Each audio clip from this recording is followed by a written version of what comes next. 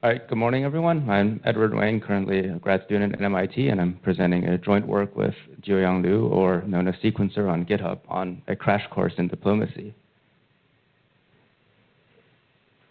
Okay. So why do we need to talk more about diplomacy? So, I mean, as you saw from the previous presentation, rocket ship is a huge factor in driving chisel adoption. In fact, it's the chisel ecosystem's biggest strength and also the biggest headache. I was actually digging online for quotes from people complaining about rocket ship, but you heard that in the previous presentation as well, that rocket ship is difficult to understand. And diplomacy, the parameter negotiation part of rocket ship, that's a key component in rocket ship. So today I'd like to spend the next 20 minutes or so trying to explain and give a quick crash course in diplomacy. So let's see if I succeed or not. All right. So everyone knows diplomacy is a SoC, system on chip generation framework used by rocket ship. It can automatically generate an SoC with correct parameters for all the components using mix-ins. So the key idea behind diplomacy is to divide the components of your system on chip into what they call lazy modules. So a lazy module consists of three parts. So a lazy module can contain other lazy modules. So let's say these modules might be things like DMAs or caches or memory map registers and things like that. So your top-level system would be modeled by this lazy module, and they can have children which have other modules. Nodes, diplomatic nodes, extend from this class called base nodes. These are kind of the ports of the component. So let's say if you have a DMA and has some memory map registers that controls operation, that would be, you can expose that as a node. And then finally, at the heart of it, there is this thing called lazy module imp, which is the actual chisel, like RTL, like the normal chisel RTL. And that's what defines the actual operation of that, of the hardware operation of this module. So the hierarchy looks something like this. So nodes are kind of the key to connecting components in the SoC. Those are kind of the ports of all the components in the SoC. So all these like funny operations that you see in rocket ship are actually all variations of the bind operations. So these are the operations that are used to connect the ports of modules together. And the way you access that in the RTL is in the actual chisel RTL, you can access node.out and node.in. These are methods that retrieve the diplomacy generated bundles for the node connection. So when you first kind of write the code, before you elaborate the code, these are kind of abstract. And for example, the parameters on that might change depending on how many devices you connect to a bus. So once diplomacy has kind of done all of the work to figure that out, in your RTL, you just call node.out and node.in to pull that information. Yeah, so nodes are kind of connected to each other during the lazy module constructor, and the parameters are kind of negotiated by diplomacy and stored in these parameters when you evaluate the module. And the bus interfaces as well are also connected and then connected in that way. And then finally, the actual module, the lazy module implementation is usually, I think, a multi-IO module, but these days it can also be a raw module, which means a module without implicit clock and reset. And then during the evaluation of the module, the actual chisel RTO is instantiated, and the additional ports are mixed in by diplomacy. So diplomacy has many different types of nodes, and I do not have the time to explain all of them, so I will explain a selection of what I think are the important ones. So a source node is a node which, for example, instantiates queries on a bus. So for example, you can represent a processor as a source node. And a sink node is a node which, let's say, receives queries. Like for example, you could model a RAM block as with regards to the processor as a sink node.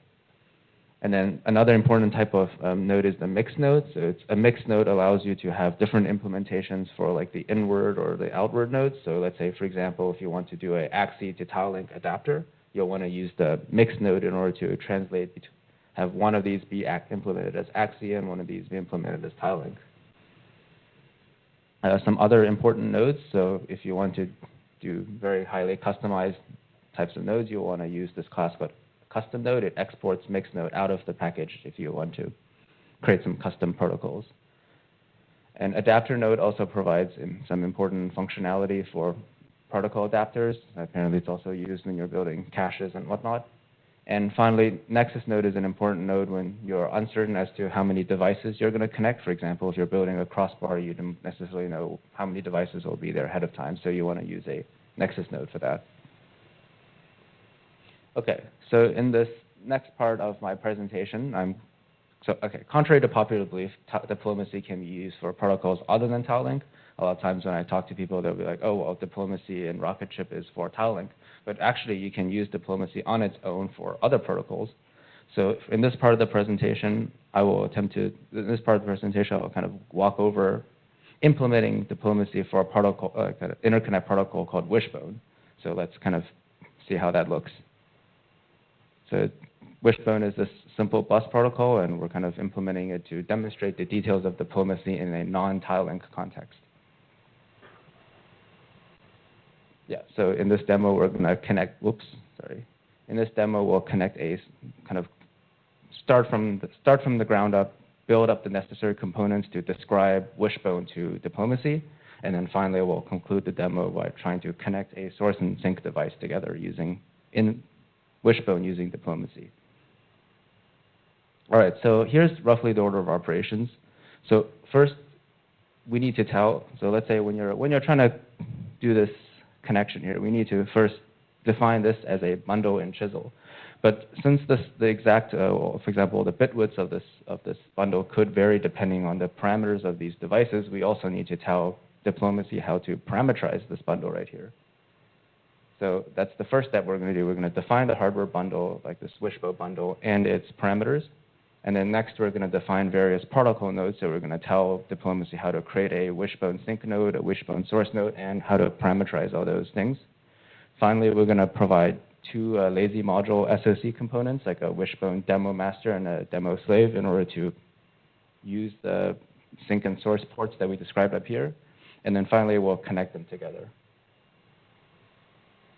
All right, so the definition for the Wishbone bundle parameter is actually pretty simple. We just describe it as a case class. So let's say when you want to parameterize it, you might want to parameterize it by the number of address bits, the number of data bits, etc. So contrary to popular beliefs, you can actually, if you decompose enough, you can understand parts of diplomacy.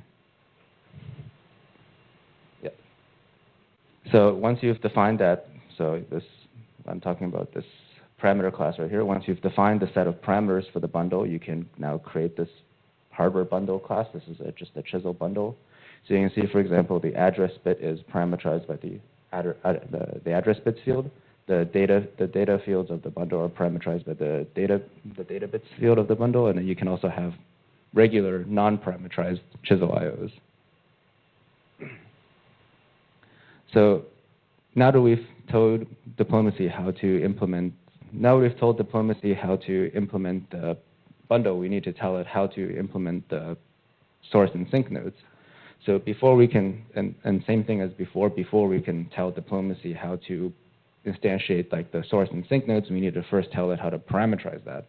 So for example, in this case, we define the parameter for the Wishbone master. It has a name and has a bunch of other parameters. And a Wishbone slave has a set of addresses it owns and some various other parameters. And then we also have to define the parameters for like a master port and a slave port. So a master port contains just, for example, a list of masters and some other details. And the slave port contains like a list of slaves it's connected to and various other details. So these are all parameters that will be used later on in order to calculate, for example, all the actual wire widths. So in our case, we have to tell diplomacy tell diplomacy the parameters for the edge or the bundle itself. So in our case, it's actually pretty simple. The edge parameters are case class. You take in the master parameters, the slave parameters, and then I've abbreviated some black magic that is used to actually calculate the bundle parameters. So you can see that for the Wishbone protocol, we're defining the logic that tells diplomacy how to calculate all the widths. All right, so now we're finally at the point where we can define the Wishbone master and slave nodes. So you can see actually it's pretty cool that we're able to reuse a lot of like the existing templates and infrastructure provided by diplomacy. You notice there's a little Wishbone implementation class hiding a lot of places, and the rest of these are all kind of just following diplomacy templates, which is really cool. It allows for a lot of really good code reuse. You can see we didn't have to duplicate all of the implementations for source and sync nodes. We're kind of able to just parameterize them. So now you might be wondering, okay, it looks like I might be trying to hide something in this implementation. So let's take a look at and see what's inside of it. Yeah, so the guts of the Wishbone protocol are in diplomatic terms are kind of hiding on this slide here. So first one here is basically there's a set of functions that we need to kind of define, and this class gets mixed into the source and sync node classes that I described earlier. So we need to for example, tell diplomacy how to generate the hardware bundle. We need to tell diplomacy how to keep track of like an extra connection. So let's say, for example, if I am a source node and I added additional outgoing connection, I need to make sure to like keep track of that. So this function right here tells diplomacy how to do that for this protocol. And then likewise, we also have like another function that allows the reverse operation, allows like a sync node to keep track of how many source nodes it has. And finally, there's also like a function that diplomacy uses to keep track of the upstream and downstream parameters and collect them into like a single edge parameter. So you can imagine for a more complicated protocol, there might be like more logic hiding in here. All right, so finally, we're at the point where we can define some SoC components that use Wishbone. So for example, this demo source here contains a Wishbone master node port. So this could be, for example, like representing a processor. And here's a demo sync component that accepts requests. So this could be, for example, like a Wishbone RAM or like a set of memory map registers. And finally, we have a very important connection connecting the source node to the sync node, and then accompanying logic. And finally, putting it all together. So we first instantiate the lazy module with the appropriate parameters, and then we will use chisel stage to trigger chisel to generate the RTL. So is everyone still following? All right. All right, so then the last part of the talk, I will kind of briefly describe how diplomacy evaluates all of what just happened. So in the first stage, we have node binding. So you remember we had this line in our demo here. So we are telling diplomacy we want to connect this source node to this sync node. So what exactly is happening under the hood there? So let's take a look. So what happens is that the sync invokes this function called bind on the inward node. So the way when we're operating in a mixed node, this is kind of what happens. So first of all, we'll call this function called we'll call the opush function that we described earlier to let the source node know that hey, I have an additional incoming connection. Next, we need to call ipush to let the sync node know of the additional connection. And there's also a parameter called index, which keeps track of how many inward nodes have been connected to node A. And for more complicated types of binding, there's also an additional parameter, which is used for deciding, for example, how many node B instances are able to be bound at that point. And finally, in stage 2, we have RTL elaboration. So if you remember the code that is elaborating the RTL as a whole, if you remember, we're calling this, so LM is the lazy module for this kind of top-level demo lazy module, and you notice in the chisel generator annotation we have this dot module call. So what is this dot module call? So this calling this dot module call internally triggers this function called lazy module imp like dot instantiate. So what exactly happens here? So first it tries to evaluate the auto bundle. So the auto bundle is all of the diplomatic generated connections that are added and mixed into the lazy module implementation. And so this function, what it does is it basically does a breadth first walk of all the modules in the design. So what it does is it obtains all of the connections for a lazy module and then calculates the bundle parameters. So remember that the Blackmagic calculation code we added into the edge parameters class earlier. This is where it'll call all of that, and then mixes into the bundles into the multi-IO module, and then descends into children modules. So I think overall, this is roughly the process by which diplomacy is able to work. So I've shown how we can encode a new protocol in diplomacy and briefly kind of explain how diplomacy evaluates what just happened. And so I understand that at this point your brains might have exploded, and diplomacy is a very difficult topic to understand, so I can deeply sympathize with that. And thank you.